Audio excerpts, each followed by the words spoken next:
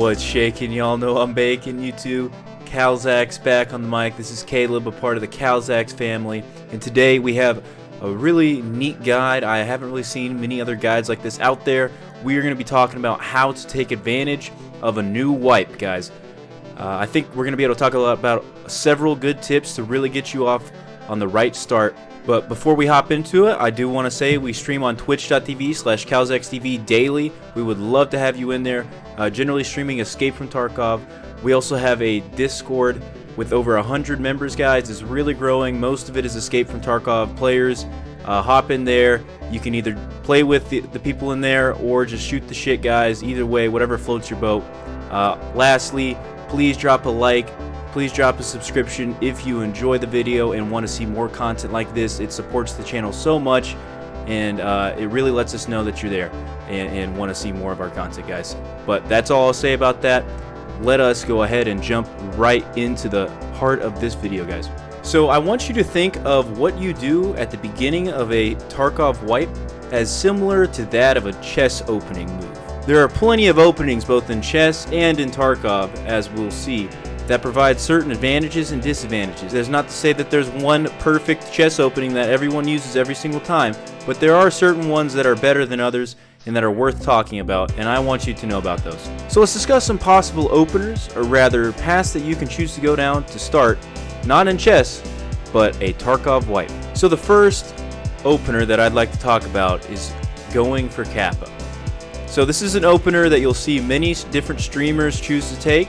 At the start of many wipes, there's generally a sort of Kappa race.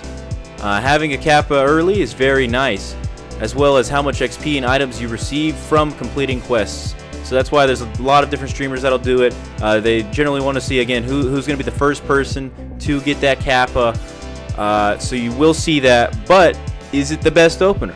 Maybe, maybe not. That's up to you to decide. Again, the advantages would be receiving the XP and items from completing quests, having things to do, as well as getting your Kappa early if you go all the way through with it. But that is just one of many openers that I want to bring to your attention. Let's go into the second one. Number two, instead of going for your Kappa right at the beginning, and again, with any of these other ones, if you don't choose to go for the Kappa right at the beginning, you can always choose to do it. It fits in with anything. So this would be an example of something else you can start doing before choosing to go Kappa grinding, for example. But anyway, number two would be high XP grinding. Usually this will be done on factory. Essentially what you're trying to do is reach the highest level that you can as fast as you can.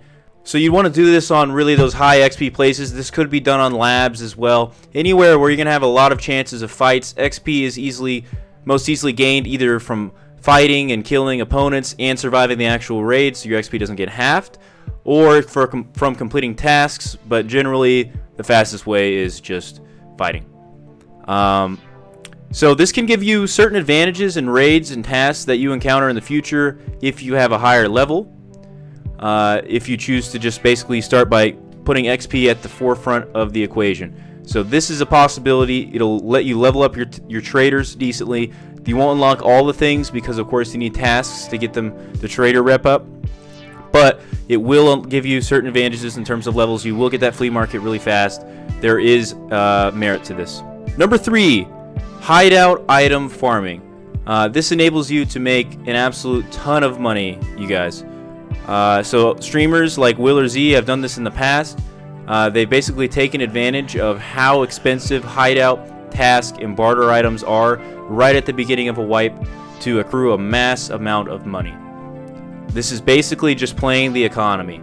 So just if you guys are new to Tarkov or haven't really experienced it, I want to let you know that at the start of a wipe, everyone will have a base hideout, and for whatever reason, people want to get built pretty quickly. So this drives those hideout items absolutely through the roof on the flea market. So the point of basically farming these hideout items, and you could do this, guys, by going to Oli and Interchange. That's one example I can think of. Interchange in a lot of areas is going to give you a lot of these task items, maybe even customs, things like that. Anywhere you can get the barter items.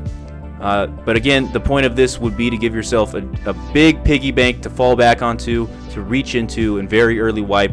I've heard Willers say that he's done this method and reached 50, 100 mil, things like that, very early, so he's got a lot of money to play around with and then he starts his Kappa grind, things like that. I just want to touch on some examples of what the items are that are important, but there are so many, guys, so it's really hard for me to touch on all of them. Let me know if you want a more detailed guide on this, but let me give you some examples. Here are just some examples of hideout items to acquire and sell in the fleet early. Things like light bulbs, hoses, bolts, and screw nuts. There's plenty more, guys. I cannot take the time to list them all right now. But anyways, just anything that is essentially going to be used early in the game for hideout or tasks, things like that. Also, some good things to pick up are keys. You can either sell these high or stick around to the next opener that we're going to talk about in just a minute, guys, for another idea of what to do with keys. But again, a good place for this would be on shoreline, like the village, going through coats. That's where you're going to find a lot of keys, and they're going to sell very high, very early. So here are some examples now of hideout items to acquire and hold on to. Don't sell them early because they won't have that same value if you care about that. Things like water filters, sugar, Alyonka chocolate, and Cordura. Just basically any of the late game hideout production or barter items that aren't useful really at the beginning until people level up. These are going to have a later spike and be worth tons of money, but at the beginning they're not going to be worth much at all. So if you have the stash space, consider holding on to things like that. But again, there are tons more items. I can't touch on all of them. Let me know if you want to see more of them, or drop your favorites in the comments. But let's move on. Remember, though, that this is a give and take. There may be certain hideout stations you will want to have early, such as the workbench, the lavatory, and the med station, but this is truly up to you. It's, again, a give and a take on how much money you're wanting to make and how much of the hideout you want to have complete. All right, the fourth opener I'd like to discuss is finding a good key early and running the room over and over. Last wipe, for example, I was lucky enough to find a couple of marked keys in the first day of wipe. So a buddy and I ran the dorm's marked room over and over and over in the first day, the second day, the third day, things like that, and we essentially encountered absolutely no resistance. We got several cases, we got special items for doing this, since many other players did not even have the key. So this is another good opener if you encounter a good key early, if you are able to buy one. This is another way you can use the keys. Again, do you want to sell the key? Do you want to use the key for chances at random, loot and high-value loot that other players won't have a chance at that's uncontested? That's another idea. So other good examples of keys to run besides just the dorm's marked room would be any sort of marked rooms on any map, preserve, things like that. LEDX rooms on shoreline, interchange keys like Ultra, Kiba, or even Labs keycard rooms if you're able to come across them. Any high-value key rooms should be sufficient because those keys are hard to come by. You're not going to encounter much resistance because nobody has the keys. If you can get a key ahead of the curve, you will have a solid chance at uncontested loot. Just in conclusion, all in all, there's going to be certain advantages and disadvantages down each of these paths. There are also many other ways you could choose to start out a wipe. I can't possibly list all of the good openers, so drop a comment below if you have a good one in mind that we didn't talk about. But again, there really is no known meta way to start up the game. Everybody has their own way they like to play. Everybody has their own way they like to start the wipe. It's just knowing which ones are really solid openers that you have to choose before.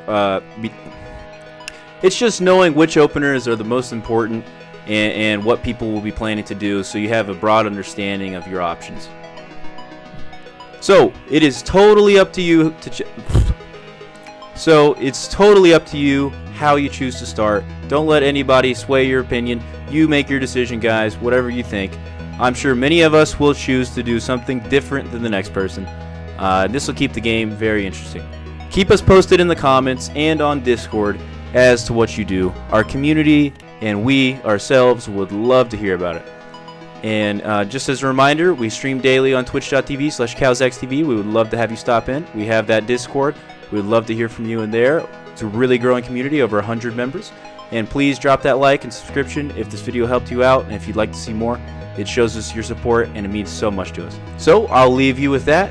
And as always, I love your faces, and we'll catch you in the next one.